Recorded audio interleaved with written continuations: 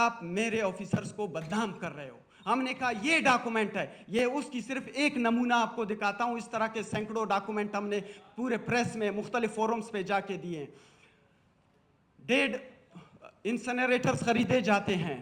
Italy کی company 1.5 ارب کا tender بڈ کرتی ہے, لیکن لوکل کمپنی 2 ارب کا بڈ کرتی ہے, اور لوکل کمپنی کو مل جاتی ہے, پیسے ایڈوانس میں نکالے جاتے ہیں, مشینری آج تک نہیں پہنچی ہوتی ہے. تو ہم کہتے ہیں کہ یار یہ انتظامی جو ہے نا اتنا بڑا گپلا ہو رہا ہے. چیف سیکرٹری کہتا ہے نہیں آپ افسران کو بدنام کر رہے ہو. ہم نے کہا اگر ہم بدنام کر رہے ہیں ہمیں ٹرمینیٹ کر دو, لیکن اگر ہم صحیح کہہ رہے ہیں خدا را ہماری بات تو سنو. چیف سیکرٹری کے گھر کے پیچھے سول اسپتال, اگر وہ کانستے ہیں تو ان کی کانسی کی آواز سول اسپتال میں آتی ہے. پچھلے 2.5 سال میں ایک دن بھی انہوں نے سول اسپتال کا دورہ نہیں کیا. صوبے کا دوسرا بڑا ہاسپٹل بولام میڈیکل کمپلیکس ہاسپٹل, آپ جا کے ریکارڈ نکال کے دیکھیں ایک دن بھی چیف سیکرٹری وہاں گیا ہو. یہ سارے معاملات ہو رہے ہیں. اب وہاں پہ بیٹھے ہوئے احتجاج پہ پچھلے 1 مہینے سے کیمپ لگائے بیٹھے ہوئے ہیں ڈاکٹرز, لیکن چیف سیکرٹری اتنا بھی زحمت نہیں کرتے کہ جا کے ان کو دیکھ لے. نہیں, سیکرٹری ہیلتھ کے اوپر میں سٹینڈ لیتا ہوں, کیونکہ یہ سیکرٹری ان کی کمائی کا ذریعہ ہے.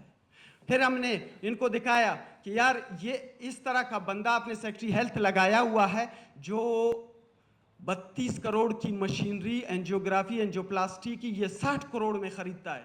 ہم نے کہا اس پہ تو ایکشن لو, اس پہ ایکشن نہیں لے. اور اس سال وہی مشینری وہ بندہ 36 کروڑ میں خریدتا ہے. ہم نے کہا پچھلے سال 60 کروڑ میں خرید, اس سال تو مہنگا خریدتا ہے, اس سال 36 کروڑ میں خریدا ہے.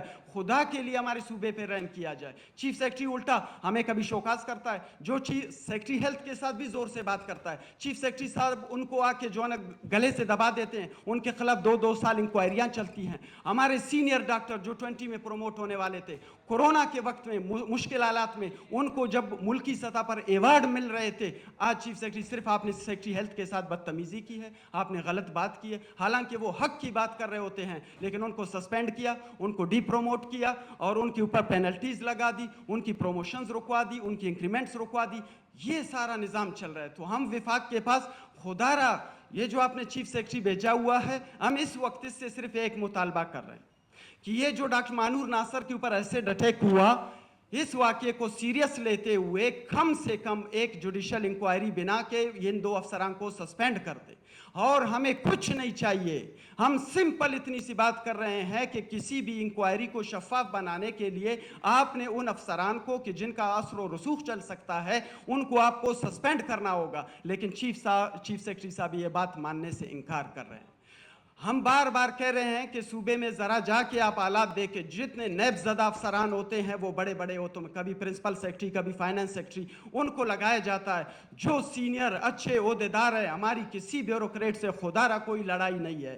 وہ بھی اسی ملک کا حصہ ہیں, ہم بھی اسی ملک کا حصہ ہیں. ہم بھی اس قانون کو مانتے ہیں, ہم بھی اس آئین کو مانتے ہیں. ہم نے تو سنا تھا کہ 2 بڑے پاکستان کے سب سے بڑے عہدے چیف آف ڈیفنس فورسز اور پریزیڈنٹ کو استثنا ملی ہے, آئین کے اندر کوئی تبدیلی آئی ہے. لیکن بلوچستان کے اندر چیف سیکرٹری صاحب سیکرٹری کو بھی استثنا دیتے ہیں, اسپیشل سیکرٹری کو بھی استثنا دیتے ہیں, ایڈیشنل سیکرٹری کو آپ سیکشن افسر کے خلاف بھی جو ہے نا کوئی انکوائری کنڈکٹ نہیں کر سکتے ہیں.